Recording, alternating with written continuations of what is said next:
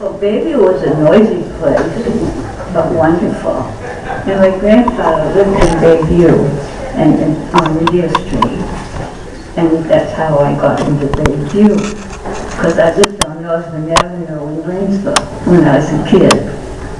And what was Revere Street called? You told me it was called something different. Sam Porridge Hill. Sam Porridge? S-A-M-P, Sam Porridge Hill. And the old timers, my grandfather always called it that. And he had a Scottish accent. I don't know where he got it. He said he was going down the road. He never said road. And he never picked up a spoon. He always picked up a spoon. So we love watching him. But anyway, his name was Stephen Decatur Jones. And so why was it noisy? What was going on? The granite company at the foot of the hill. You know, you come out of Revere Street, head toward Lanesville, and just as you reach the top of the hill, you'll pass Carolina's store, candy store, candy ice cream. We knew that one. And as you got to the bottom, there were railroad tracks across the road for the quarry locomotive, the Polyphemus #2. They had #1, but I found only one picture of it. And I had someone look at it to make sure it is #1 before I run around telling everybody it is. So what's a Polyphemus? I'm confused. What's a Polyphemus? Can you describe that? Well, they named it Polyphemus because it had front light, which is one eye. And that's why they call it Polyphemus. And I don't know to this day who named it. I never did know. But I've seen the locomotive pulling a chain of cars loaded with granite coming out of the woods up near where Lee Natty lives, way up off of High Street, off of Quarry Street, is it? And oh boy. And where was I? The quarry industry and what it looked like. You come down the hill, and then you had to be careful because there was a huge fence in front of the big building where the cranes went in and out. One crane probably, I don't think they owned two. They had one anyway. And that was a railroad granite company at that time. And you couldn't stand near the fence because the stone pieces would come right through and you had to get them in the face. But we stood there anyway.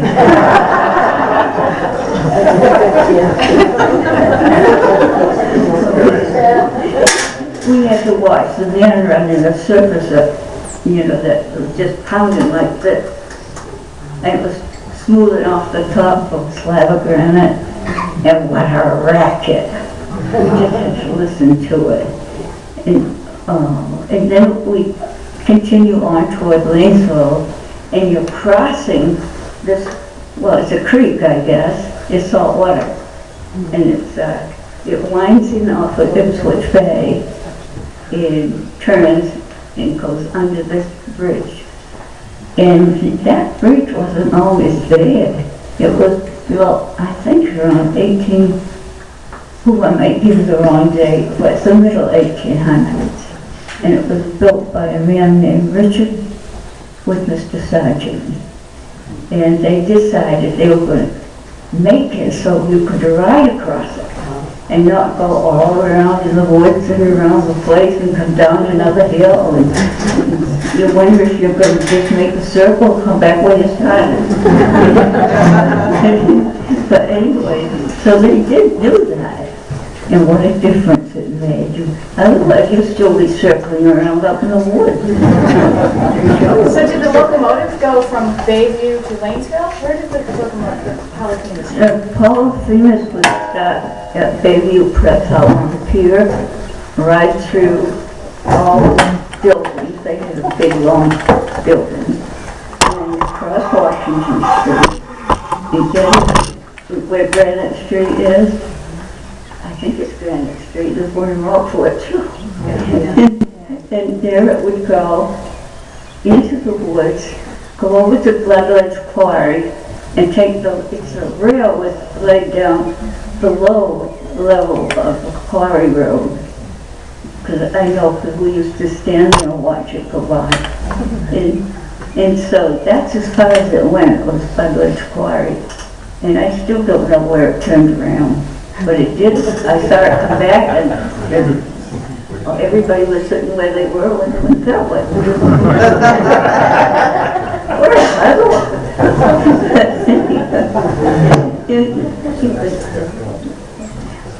I can see all these things as I say them, and I wish I could get you to see them the same way, but that's why I wrote the book. I said, a lot of these things, a lot of people know, and they know more than I do. I'm sure they do. But why don't I put what I know and then see what happens? So how about Lane's Cove? Describe what, I love your stories about the fish houses, not shacks. Oh, but that's all right to call them shacks, because people immediately know it's the Lane's Cove shack, and that's important, especially today where it's getting ready to. But that was originally a store. The one we call the fish shack now. George Moore's Not a shack. Bless his heart. He had a flag flying every day on top of that building. I don't know how he ever did it, but he was terrific.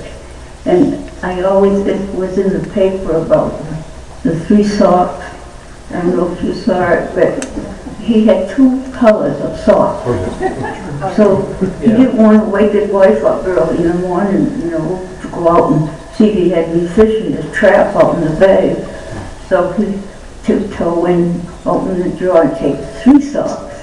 Then he knew he had a fish. I thought that was wonderful. So Barbara, you told me about how in the fish shacks you could tell how old they were by they didn't line up with the pier. I didn't quite understand this. I don't wonder because I don't remember saying it.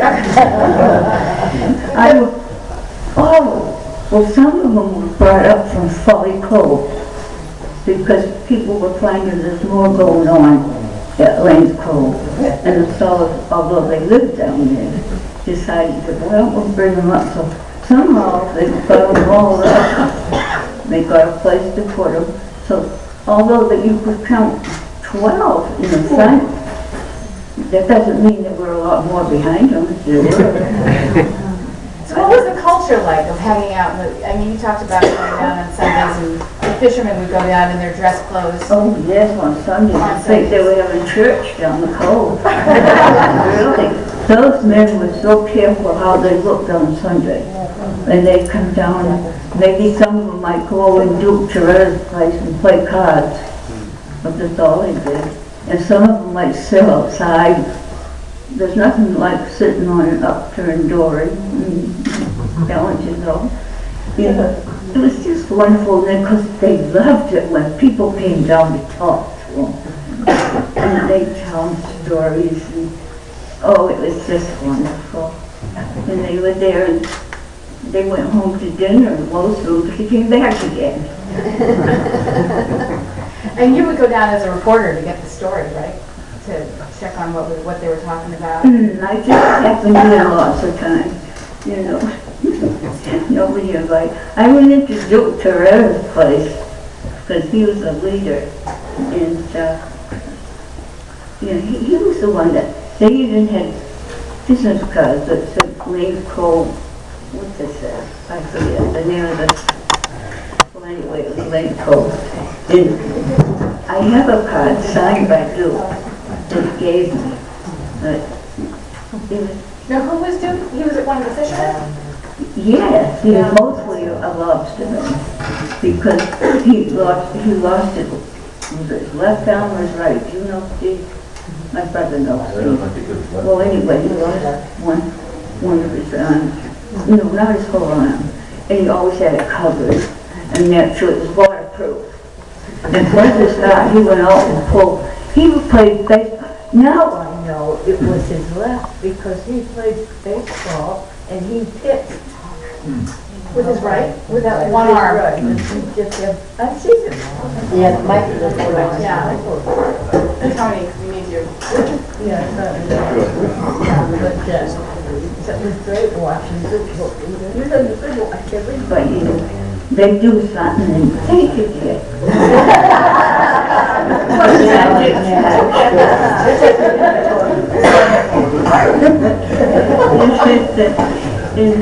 So people used to come down and count the fish houses, fishing shacks. No, they were fishing houses. I looked at my notes on an interview with Captain Marchant, who had one of the best ones there that held up the longest, and his was built in 1840, and that's when his was built. And I got a picture of him working in the window. He was known as a little bit grouchy, but he wasn't. You talked to him, he wasn't grouchy at all. I suppose you were interrupting him when he's baiting books. Okay, so I want to leave Lane's Cove now. Now I want you to talk about being a journalist. Is that okay? Oh, what could I say about that? All right. I'm going to tell you what to say. Okay, your best story and your worst story. Whatever that means. I could think of a lot of words. Right, so let's start with that. I don't remember now what they were. Any you got in trouble for writing? Anyone get mad at Well, you? one woman wrote me a letter. She didn't sign it. She says, I see you go by in your old Ford car or looking at you as though you think you were the whole world.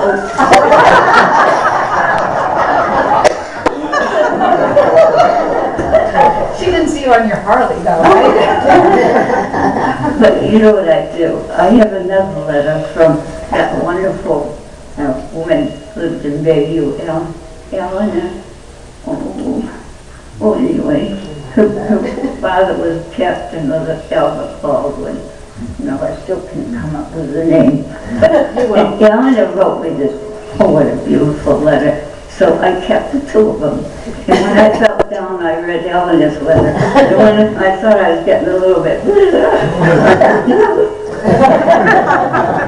I still have them. So how about the Gulf of Maine shrimp story? That was a good one, right? Well, I was surprised to find it's a Gulf of Maine shrimp. I didn't know it. I knew it was shrimp. And it's little. It was the first time you ever saw them being landed in Gloucester, right? First time, and I happened to be at the pier when the boat came in with a load of shrimp. I said, shrimp? We don't have shrimp here in Gloucester. They said, well, you better not would, and I'll load it. I said, oh boy, sorry. So I went back to the Times and loaded up on film and took an extra camera, went home, picked up some more things. I said, they have color too, which and it was wonderful. I thought, look, what do they look like? And the man looked at me and said, you poor thing. Well, I didn't know what a little shrimp was. I found out, and that was paper-wise, and it was a story that won an award. And I was so pleased, and I said, no, I feel as if I own the shrimp now.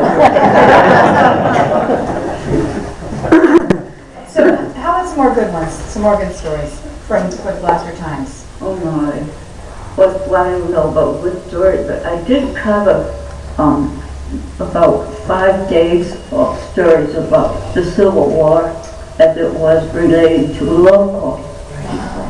local men. And I found out the darndest thing.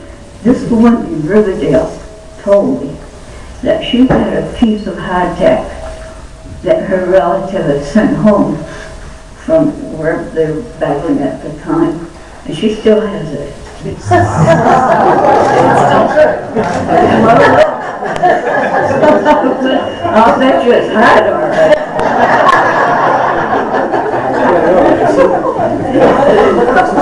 I don't even know how big it is. Maybe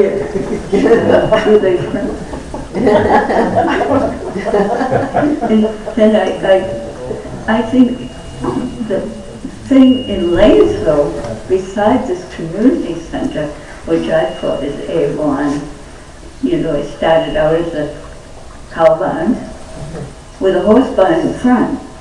So one day, George Young, who had the dairy across High Street, came over and he said, I'm going to cut the grass for the finding fire ants in it, and they bought it as a kid. So he said, you want that building pushed over? Okay. So he got the branches, usually pushed it right over.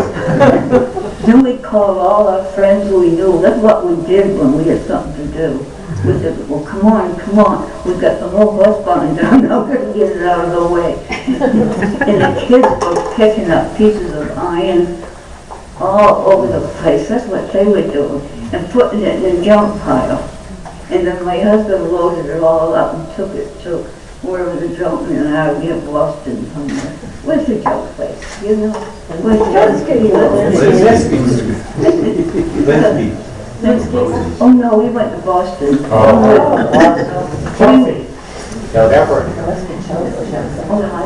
wrote it down somewhere.